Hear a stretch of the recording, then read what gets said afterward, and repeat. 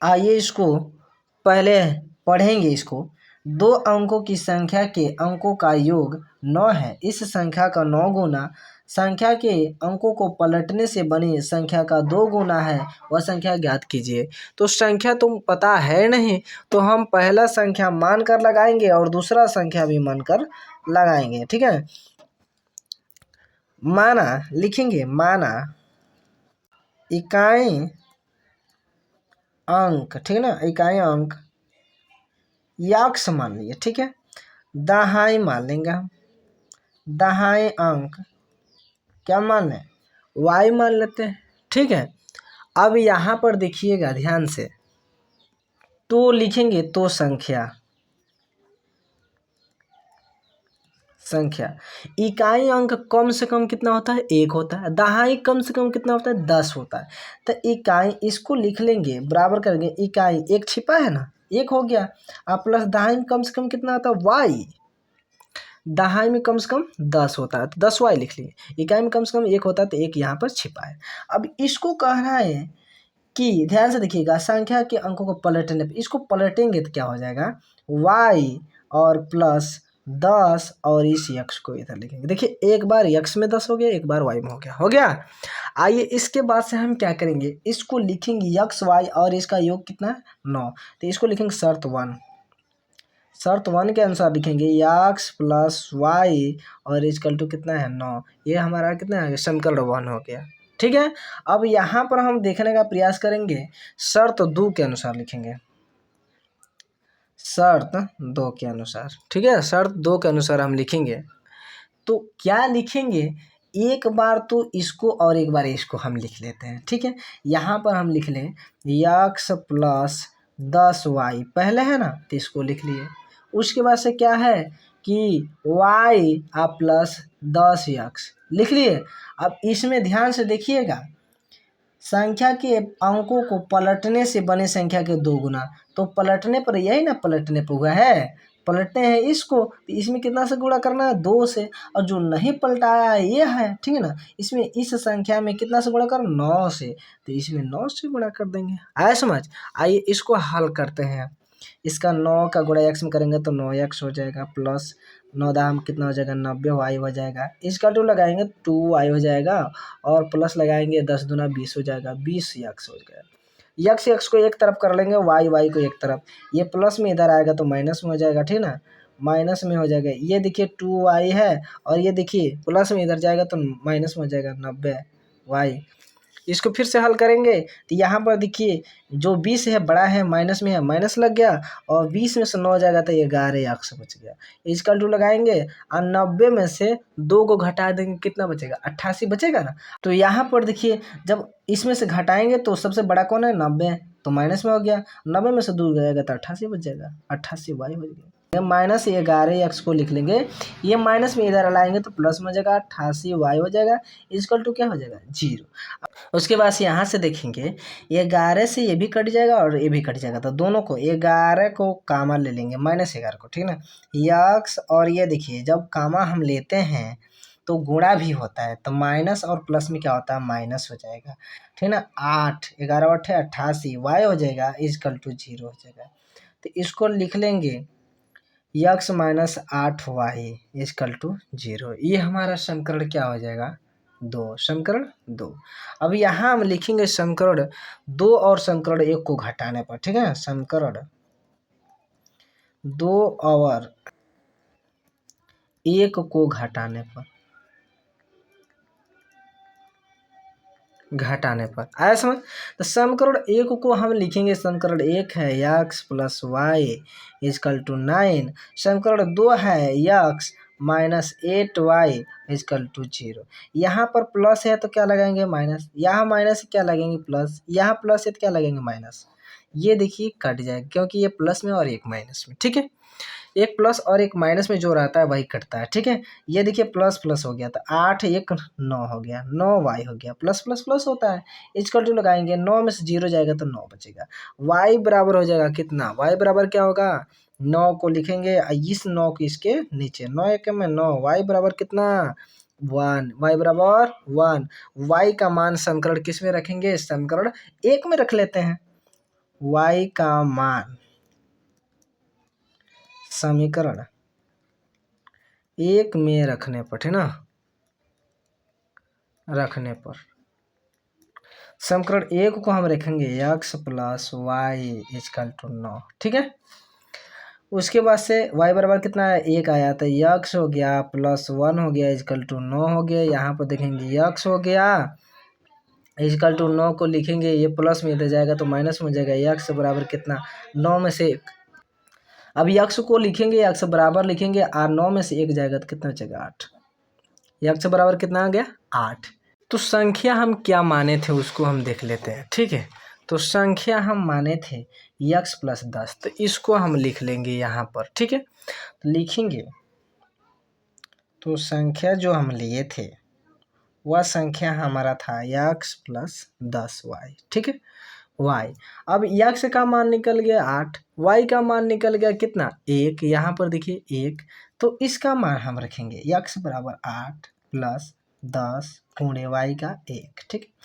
8 plus 10 1 में 10, 10 और 8 कितना होता है, 18। ये हमारा निकल गया आंसर, ठीक है। आइए अगले सवाल पे चलते हैं।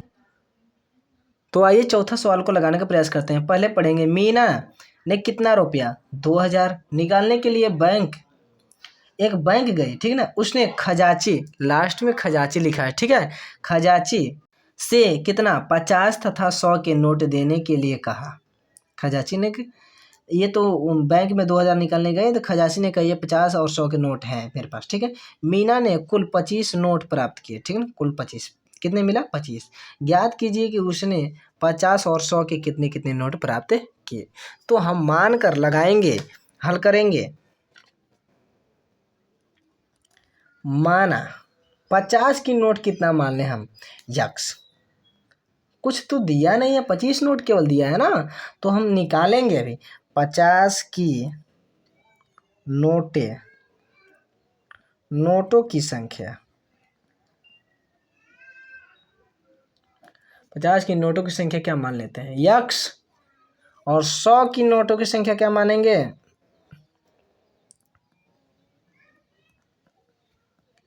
संख्या बराबर क्या मान लें, y।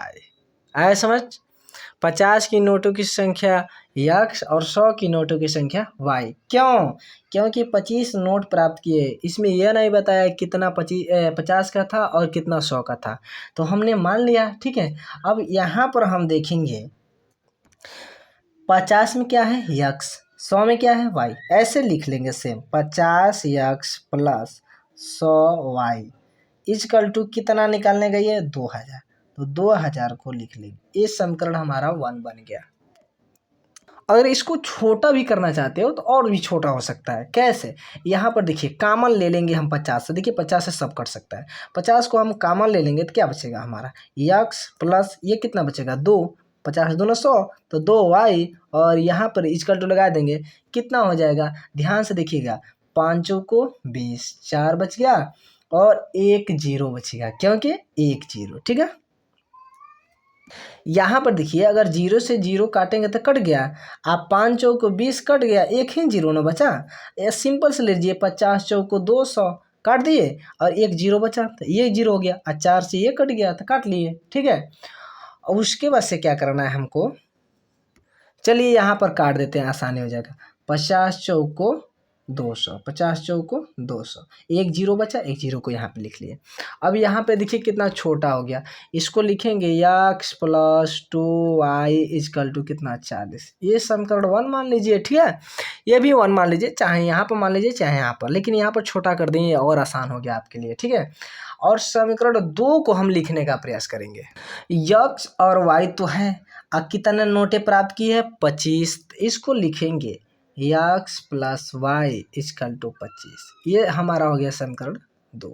आया समझ, समीकरण 2 हो गया। अब समीकरण 1 और समीकरण को 2 को घटाने पर तो लिखेंगे समीकरण, दिखाई नहीं दे रहा आपको, समीकरण 1 और समीकरण 2 को घटाने पर, ठीक है, 2 को घटाने पर। तो समीकरण 1 और 2 को यहाँ पर लिख लेते हैं, तो यहीं पर दोनों पास में ही लिख लेते हैं। x + 2y इजकल टू कितना है 40। यहाँ पर देखेंगे x + y है और कितना है 25।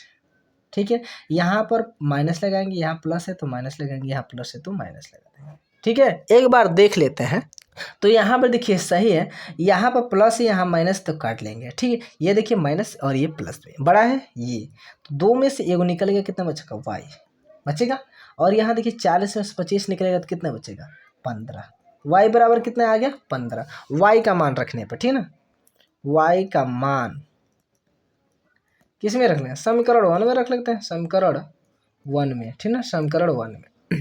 अब समीकरण 1 को यहाँ पर रख लेते हैं। समीकरण 1 क्या है, x + 2y इजकल टू कितना 40 है, तो y बराबर कितना है 15। x + 2 गुणे y बराबर 15 और 40 हो गया, x बराबर प्लस ये 15 दूना 30 हो जाएगा, 30 इजकल टू 40 हो गया। और यहाँ पर देखेंगे x को लिखेंगे 40 को लिख लेंगे, ये प्लस में इधर जाएगा तो माइनस में हो जाएगा, और x बराबर कितना हो जाएगा 10, क्योंकि 40 में से जब 30 निकलेगा तो 10। आ गया समझ, ये भी आंसर आ गया। वीडियो अच्छा लग रहा है तो चैनल को सब्सक्राइब जरूर कर दीजिएगा, ठीक है। तो यहाँ पे देखिए अगले सवाल को लगाने का प्रयास करेंगे, पहले इसको पढ़ लेते हैं। किराए पर पुस्तक देने वाले किसी पुस्तकालय का प्रथम 3 दिनों का एक नियत किराया है, ठीक है, तथा उसके बाद प्रत्येक अतिरिक्त दिन का अलग अलग किराया है। सरिता ने 7 दिनों तक एक पुस्तक रखने के लिए कितना रुपया 27 अदा किए, जबकि सुशी ने एक पुस्तक 5 दिन तक रखने के लिए कितने 21 रुपये अदा किए। नियत किराया तथा प्रत्येक अतिरिक्त दिन का किराया ज्ञात कीजिए। इसमें नियत किराया और प्रत्येक अतिरिक्त किराया निकालना है। तो ठीक है, इसको हम मान कर लगाएंगे, हल करेंगे। पहले माना 3 दिन, सबसे पहले यहाँ कहा है ना प्रथम 3 दिन का नियत किराया, ठीक है ना, तो पहले 3 दिन का निकालना है। 3 दिन का नियत किराया, ठीक ना, नियत किराया या भाड़ा लिख लेंगे, ठीक ना। किराया इसमें दिया है, किराया भी लिख सकते हैं। किराया बराबर क्या मान लेंगे x, और प्रत्येक, एक प्रत्येक निकालना है ना, प्रत्येक का निकालना है, तो प्रत्येक का निकाल लेते हैं। प्रत्येक अतिरिक्त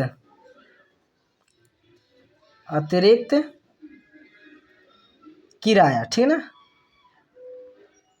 किराया बराबर क्या y मान लेते हैं, ठीक है, y मान लें। अब शर्त 1 के अनुसार लगाएंगे, शर्त 1 के अनुसार।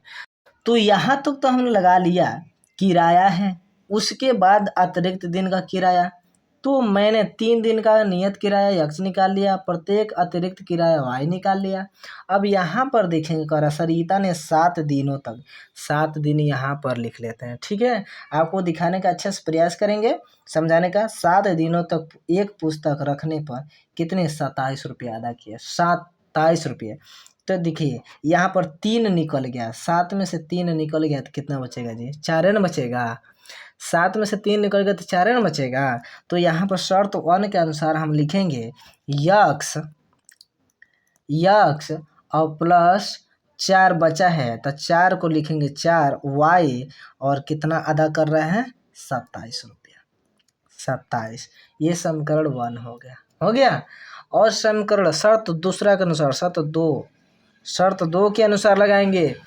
तो x, ध्यान से देखना, एक बार और इसमें देखेंगे, जबकि सुशी ने 5 दिनों तक रखने के लिए 21 रुपये अदा किए। कितना 5 दिन, तो 5 दिन लिख लिए, तो 5 में से कितना दिन, 3 दिन का ये तो x है, इसमें भी 3 दिन का x था तो लिख लिए ना x, और 4 बचा था तो 4 यहाँ लिख लिए, और 27 दिन को रहा था अदा किया था 27, तो 27 दिन हो गया।